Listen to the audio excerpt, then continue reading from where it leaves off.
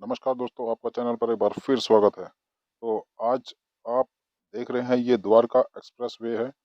ये आपने पहले भी देखी होगी, अगर नहीं देखी है तो आप जो है इसको देखने का भी दोबारा एंजॉय कर सकते हैं। वैसे आज हम बात करेंगे किसी दूसरे टॉपिक पर और आज का टॉपिक होने वाला है बिल्कुल खास। तो दोस्तों, अगर बात की जाए कि जब कोई एक्सप्रेस वे, हाईवे या फिर कोई भी किसी भी बड़े प्रोजेक्ट के लिए गवर्नमेंट ज़मीन एक्वायर करती है, ज़मीन अधिग्रहण करती है, तो हम सब एक बात जानते हैं, मुआवजा। कि मुआवजा कितना मिलेगा, कैसे मिलेगा, रोड बनेंगे, अंडरपास बनेगा। मगर अगर बात की जाए कि जिस कानून के तहत ये ज़मीन ली जाती है, लैंड एक्विजिशन जो होता है, उसमें केवल रिहैबिलिटेशन एक ऐसा ही साथ में जोड़ा गया है। रीसेटलमेंट, रिहैबिलिटेशन मेन, अगर इसके हिस्ट्री में जाए तो सबसे पहले आता है रिहैबिलिटेशन, रिहैब। तो दोस्तों, अगर भारत में बात की जाए तो रिहैबिलिटेशन में काफ़ी चीज़ें आ जाती है। जैसे अगर कोई बड़ा प्रोजेक्ट है जिसके लिए गवर्नमेंट ने ज़मीन एक्वायर की है या करनी है, तो उस एरिया में जितने लोग निवास करते हैं, जितने रिसाइड करते हैं विद इन दैट एरिया, तो उस एरिया के सभी लोगों को रिहैबिलिटेशन का जो जिम्मा है वो भी गवर्नमेंट का होता है। आप अगर बड़े प्रोजेक्ट की बात की जाए, जितने बड़े बड़े सिटी, सब सिटी जो बसाए जाते हैं, जैसे टोनिका सिटी, मंडोला बिहार, नोएडा, ग्रेटर नोएडा,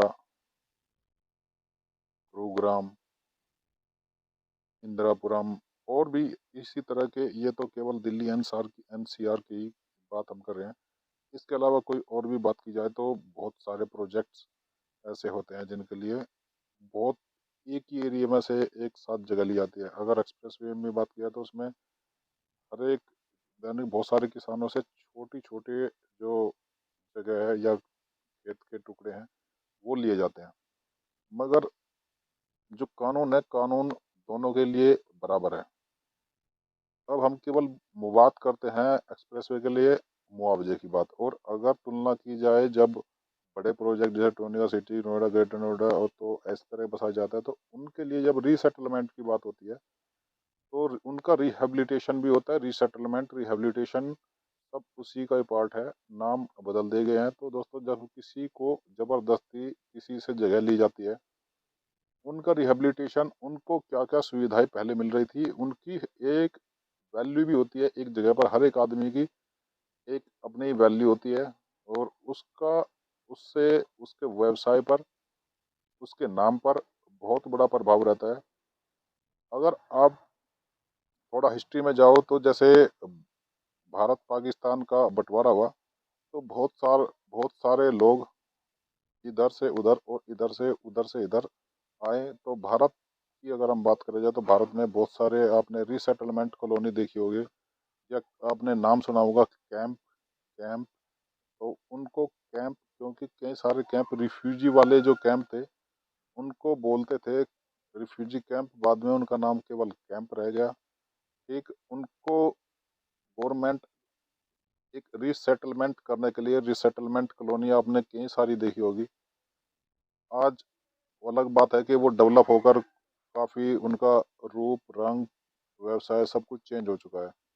तो दोस्तों, भारत में अगर ये तो थी रीसेटलमेंट की या रिहेबिलिटेशन की बात, ज़मीन और जायदाद जब गवर्नमेंट अक्वायर करती है।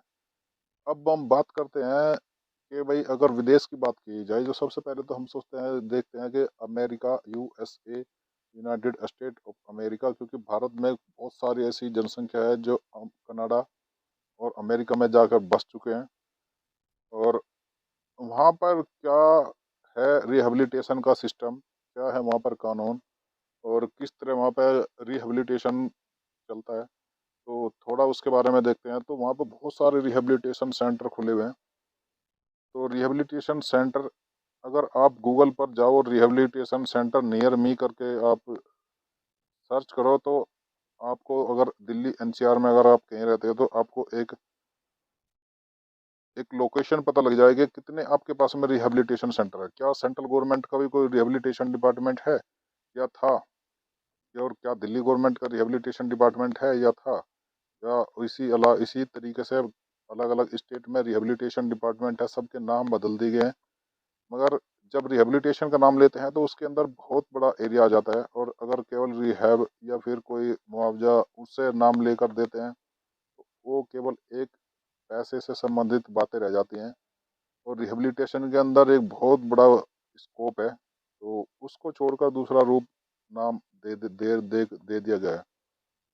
तो अगर अमेरिका में बात की जाए दोस्तों, तो वहाँ पर तो क्योंकि वहाँ का एक सिस्टम, जो सामाजिक सिस्टम है वो एक अलग तरीके का सिस्टम है, और इंडिया में सामाजिक सिस्टम काफ़ी अलग है। भारत में जो है रिहेबिलिटेशन की इतनी ज़रूरत नहीं है, क्योंकि भारत में अगर बात की जाए, जो हमारे बुजुर्ग हैं उनके जो गांव परिवार सब जॉइंट परिवार वगैरह रहता है, तो वहाँ पे इतनी दिक्कत नहीं है इंडिया में। मगर अमेरिका का एक अलग कल्चर सिस्टम है। बच्चे को पैदा होने से लेकर और बिल्कुल बुढ़ापे तक सबके लिए एक अलग रिहैबिलिटेशन सेंटर खोल दिए गए हैं। वहाँ पर बहुत सारे नाम के और अलग अलग तरीके के रिहैबिलिटेशन सेंटर, अब जैसे सुनो, rehabilitation rehab centre, detox centre, sober living detox near me, drug detox, inpatient rehab near me, detox centre, alcohol detox near me, drug treatment centre near me, cancer stone rehab. तो अलग अलग तरीके के वहाँ से रिहैबिलिटी सेंटर, हर एक चीज़ के एक रिहैबिलिटेशन सेंटर। हमारे यहाँ तो इनका नाम हॉस्पिटल दे दिया जाएगा, जो वहाँ पर रिहैबिलिटेशन सेंटर नाम दिया गया है, हमारे यहाँ इसका नाम एक हॉस्पिटल नाम दिया जाएगा। और आप देखो, drug rehab centre near me, drug and alcohol rehab. हमारे यहाँ से तो जगह जगह दुकान खुली रहती है कि भाई आप कब शराब छुड़ाए हमें बताएं, बिना बताए शराब छुड़ाए, इस तरह के मिलेंगे। अगर यूएसए की बात की जाए तो rehabilitation near me, rehabilitation facilities, elevation army rehab, mental health rehab, bowling green rehab, free rehab near me, residential treatment centres, addiction treatment centre, alcohol treatment near me, drug detox near me. तो दोस्तों इस तरह के बहुत सारे आपको जगह जगह जो एड या हॉस्पिटल कहें, वैसे तो ये रिहेबिलिटेशन सेंटर है। आपने कई बार सुना होगा कि हमारे देश के भी कई सारे जो अमीर लोग घरानों के हैं, वो अपना रिहेबिलिटेशन सेंटर के लिए वहाँ पे जाते हैं। और हमारे यहाँ पर अलग अलग तरीका है, और हमारे यहाँ की ज़रूरतें थोड़ी अलग हैं। तो अगर, क्योंकि हमारे बहुत सारे भाई बंधु अमेरिका में जाकर बस चुके हैं और वहाँ के परमानेंट है। अगर आप कनाडा की बात करें, तो कनाडा में तो आप गवर्नमेंट में भी काफ़ी पार्टिसिपेशन हो चुका है, और तो गवर्नमेंट किंग बनाने का जो किंग मेकर होता है, अब एक पार्टी है जो किंग मेकर बनाने की स्थिति में पहुंच चुके हैं, वो भी एक इंडियन ही है, सरदार जी हैं, नाम अभी याद नहीं है दोस्तों। तो अगर अमेरिका में तो इस तरह के बनाने भी पड़ते हैं, क्योंकि ये चीज़ भारत में अवेलेबल है, पर भारत में भी बहुत सारी चीज़ों की बात की जाए, अगर अभी सबसे बड़ा जो स्पोर्ट्स इवेंट हुआ है उसमें बात की जाए गोल्ड मेडल्स की, तो gold medal, silver, bronze medal, तो सबसे ज़्यादा अब पूरा पैरा ओलंपिक्स में आप देखा होगा आपने कितने सारे gold, silver, bronze medal India के खाते में आए हैं। तो यही एक कमाल है। इनके लिए भारत में भी ठीक इसी तरह की फैसिलिटी मिल जानी चाहिए, तो और भी ज़्यादा हमारे पास में ये मेडल कहो या फिर एक जितने कई लोग परेशान रहते हैं वो सब ठीक हो जाएंगे। तो इसी तरह के सेंटर का नाम दे दो तो कोई बात नहीं है, recovery centre, drug rehab centre, treatment centre, mental health treatment centre, turning point rehab. अब ये जो मेंटल हेल्थ ट्रीटमेंट सेंटर देगा, हमारे यहाँ पे एक ईबास है दिल्ली में, अब अगर आपने सुना हुआ, जीटीबी हॉस्पिटल के कैंपस के बिल्कुल पास में ही है। तो ये ईबास है, पहले इसका नाम मेंटल हॉस्पिटल था, फिर ईबास कर दिया, क्योंकि जिससे जो है कोई इस तरह की बात न करे, क्योंकि नॉर्मल लोग भी वहाँ पे अपना ट्रीटमेंट करवाने जाते हैं, तो जब मेंटल हॉस्पिटल की बात आती है लोगों की दिक्कत हो जाती है, सोचते हैं पता नहीं क्या बात होगी। तो इसी तरह rehabilitation, second chance treatment centre, free rehab, substance abuse treatment near me, context rehab, addiction services, white stand treatment centre. तो दोस्तों ये एक बहुत लंबी लिस्ट है, जिसमें अगर रिहैबिलिटेशन की बात की जाए तो हर एक शुरुआत से लेकर, बचपन से लेकर, जैसे कोई बिछड़ जाता है, छोटे बच्चों की प्रॉब्लम होती है, उनका रिहैबिलिटेशन एक अलग चीज़ है। थोड़ा बड़ा हो जाता है उसके अलग रिक्वायरमेंट होती है, जो बड़ा आदमी होता है उसके लिए अलग रिक्वायरमेंट है, ओल्ड एज में आ जाता है तो ओल्ड एज में एक अलग रिक्वायरमेंट होती है। तो हर एक तरीके के अलग रिहैबिलिटेशन सेंटर है। तो भारत में क्योंकि अब तक तो ठीक है, चल रहा है, कोई दिक्कत नहीं है।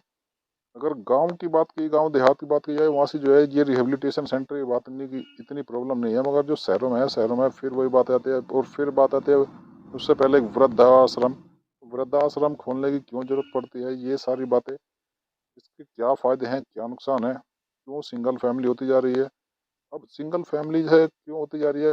अब आप समझो, अगर चाहे तो पेरेंट्स के पास इतना पैसा हो, चाहे तो बच्चे के पास बच्चा इतना कमाने लगे जो दूसरे को एडजस्ट कर सके। अब प्रॉब्लम हो क्या रही है, न तो बच्चे के पास इतने पैसे हो पा रहे कि वो जो अपने पेरेंट्स को पूरी तरह अपने उसमें रख सके, मतलब कि सरवाइव करवा सके, और न पेरेंट्स के पास इतना पैसा रहा कि वो जो है अपने बच्चे के सरवाइव करवा सके। अब बात की जाए, जैसे अंबानी ब्रदर्स हैं, और उनके पास में इतनी संपत्ति है, न तो उनके बच्चे आईएएस बनने के लिए कहते हैं, ना उनके बच्चे खेल में जाने के लिए कहते हैं। कोई क्या सोच सके क्या क्या उनके बच्चे आईएएस बनाएंगे या खेल में जाएंगे, पढ़ लेंगे, क्या ये करेंगे। तो उनको पता है ना, उनको ये चिंता है कि भाई हम इसके घर में रहेंगे या यो हमारे घर में रहेगा। एक इतना बड़ा घर है, उसमें हजारों आदमी वैसे ही एक्स्ट्रा रहते हैं। तो भाई बात पैसे की है। तो यही है दिक्कत कि अगर ज़्यादा पैसे हो तो भाई ये जो सिंगल फैमिली का चलन चल रहा है ये भी खत्म हो जाएगा, और जो मल्टीप्लेक्स, ये जो फ्लैटिंग सिस्टम है, ये भी खत्म हो जाएगा। अगर ज़्यादा पैसे हो तो बड़ा आप डुप्लेक्स मकान लेकर रहो। तो भाई दिक्कत सारी उसी की है, तो वही ख़त्म करने की ज़रूरत है। तो वही बात यही है कि जो रिहेबिलिटेशन सेंटर है, ये रिहेबिलिटेशन इंडिया में एक अलग तरह का है। हम जिसको कुछ मानते नहीं है, मगर हम उसको, ये हमारे खून में है, जिसको हम रिहेबिलिटेशन, ये हमारा इज्जत आदर की बात है।